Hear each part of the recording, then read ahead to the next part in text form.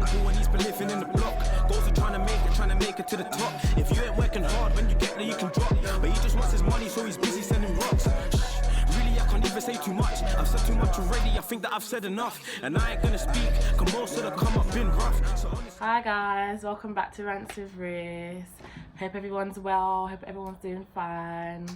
Especially in this time where this coronavirus is going around and so much people are getting ill. There's just so much going on, so I hope everyone's healthy and keeping well. Make sure again that you're all like subscribed and comment on my videos.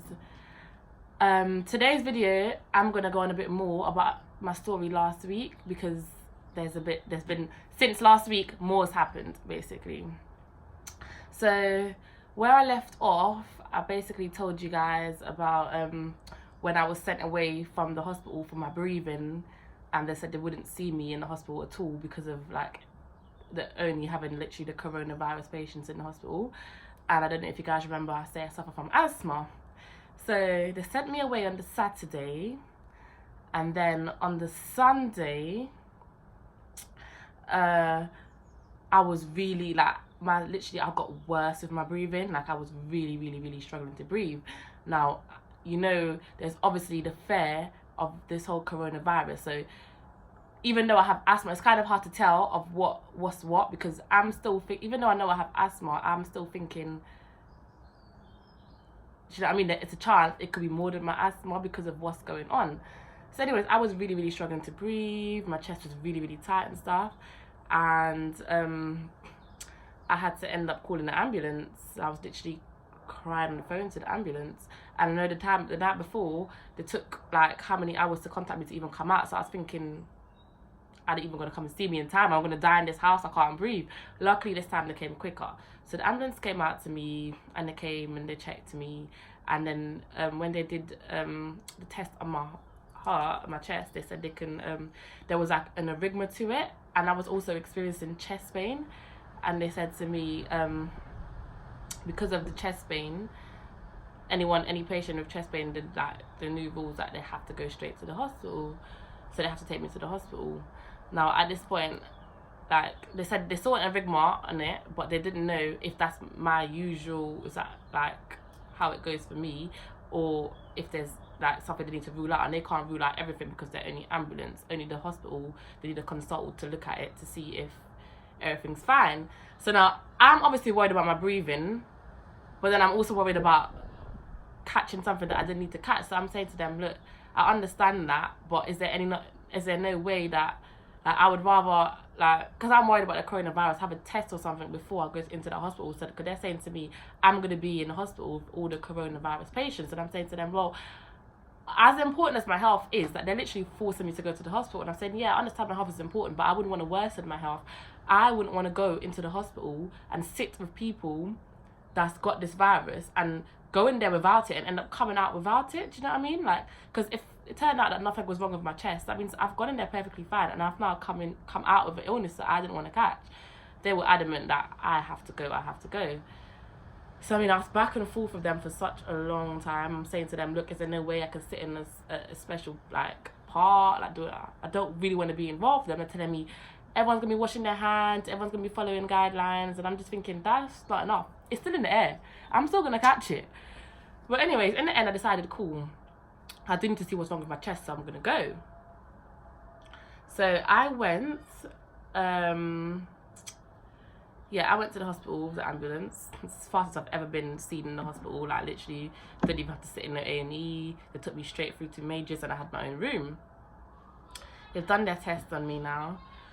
And they've done their test, and then they've said to me, they think that I might have a respiratory infection.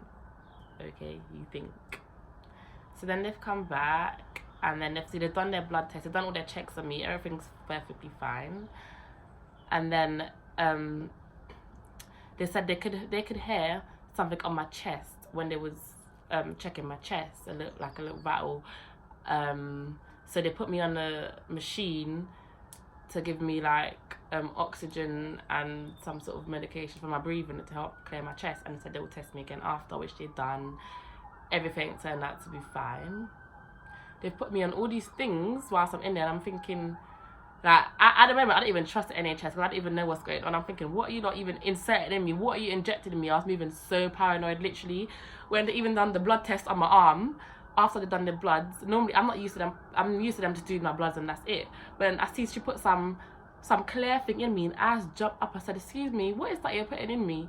Oh, it's just water to wash down the blood. Like, up to this day, I don't know if I believe her. I mean, some people have said to me, they've had that done to them before. I've never had that. So I'm thinking, you lot are injecting me with a virus at this point. That's what I'm thinking in my head. But anyways, yeah. So they've come back now. I said my bloods are fine. Everything's fine. They said to me, they was trying to decide whether or not they think they should do a scan on my chest. And they decided not to do it for whatever reason. I don't know. And then they come back and said they think whatever I've had has passed. They've used the word whatever I've had has passed. And it's left me with a chest infection. So they've given me antibiotics and an inhaler for my breathing. Okay. I've been discharged from the hospital. I've gone home. I'd actually waited 2-3 days. Things seem to be getting worse. Nothing seems to be getting better. I mean, I'm taking my antibiotics. I'm taking the inhaler 4 times a day, like you said. Like, I'm doing everything and nothing's getting better. In fact, it's getting worse. So it's like I was getting like 4 or 5 episodes of like breathing difficulty that I'm going to like this little bubble, like where I'm struggling to breathe. It will last about 10 minutes and then calm down like a day. But it's a lot when you're going through it. I was getting woken out of my sleep. I had to sleep sitting up and all these things. So I thought, I can't do this. When I was taking the inhaler, I felt like the inhaler wasn't even helping. It was making it worse rather than better.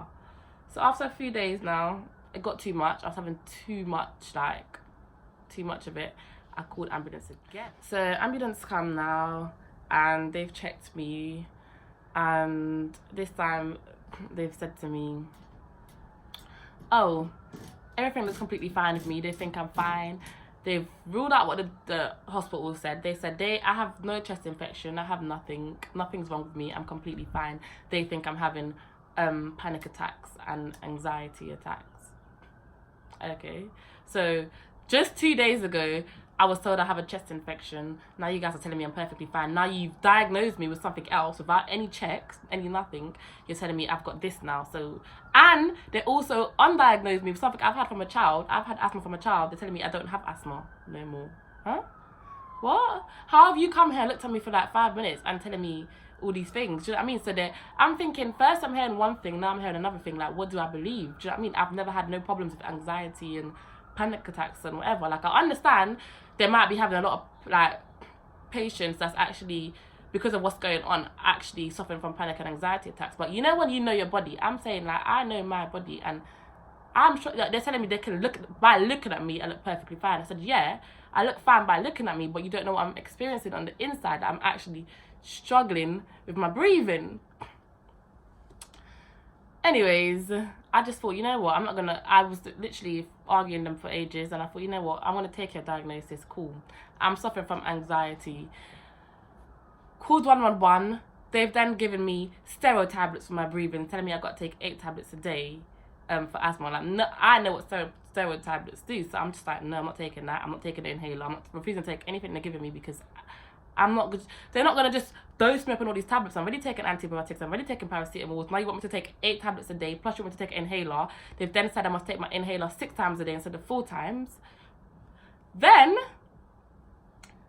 after they diagnosed me with this anxiety and panic attacks, they then want me to take tablets. They've just prescribed me these tablets. They don't know... They haven't really described the tablets to me, but I'm not silly. I've already gone online and done my research, and they're antidepressant tablets. I must go and take antidepressant tablets for something that you've diagnosed me with in 5 minutes by looking at me. No checks have been done. No tests have been done. I'm saying to them, look, why can't you take me to the hospital and do a scan on my chest? Do you know what I mean? Do a scan so we can see what the actual problem is. Like, make sure everything's fine. Because, do you know what I mean? You can't just predict things by the look of someone and like the simple little checks. Sometimes you need to go deeper with your checks. Anyways, guys, I still don't know what's going on with me and my breathing. I'm still here. It's been how many weeks? 2 weeks or so. I'm still here struggling to breathe, and I don't know what's going on with me. So all I'm saying, I haven't seen a lot of documentaries that people are saying that the hospital will send them away, telling them chest infection, telling them all these things, and turns out they've ended up with having the virus and all these things. So you need to really be careful and don't listen to everything these hospitals, these NHS are saying to you, because right now with all this hype going on, they're looking any excuse to just push you to the back. You know what I mean? That's what they're doing. They're trying to say, oh yeah, chest infection, oh yeah, anxiety, you're just panicking. Anything to push anyone to the back. Don't just take anything they give you. Don't listen to everything they're saying, because right now they're going to diagnose everyone with everything in the book right now to not have an overload of people with the virus and to have to deal with every patient in hospital, because they're getting so much, they're getting calls, they're getting a lot right now. So right now, with all this scandal, anything is anything. You can't just take anything they say. I'm trying to wait till everything dies down so I can see what's actually going on with me in my chest and my breathing, because I want to be dealt with properly. Do you know what I mean? I don't want to be just getting any diagnosis. This is that, you've got this, you've got that, because they're between all of them, they're just changing up their mind like crazy. So anyways, I'll keep you guys updated on what comes of this. And yeah, make sure you like, you subscribe, and you comment any advice. Anyone's gone through the same sort of situation as me with the NHS, feel free to share your story, because a lot's going on right now. His brothers move as a pack, it's raps. If any of the ops get adjacent, I spoke to him. He said his ops got a weapon, it's Pete, bro. So you know when I bought me mine, I ain't gonna say too much, bro. Listen to my single when it drops, it's called Story Time.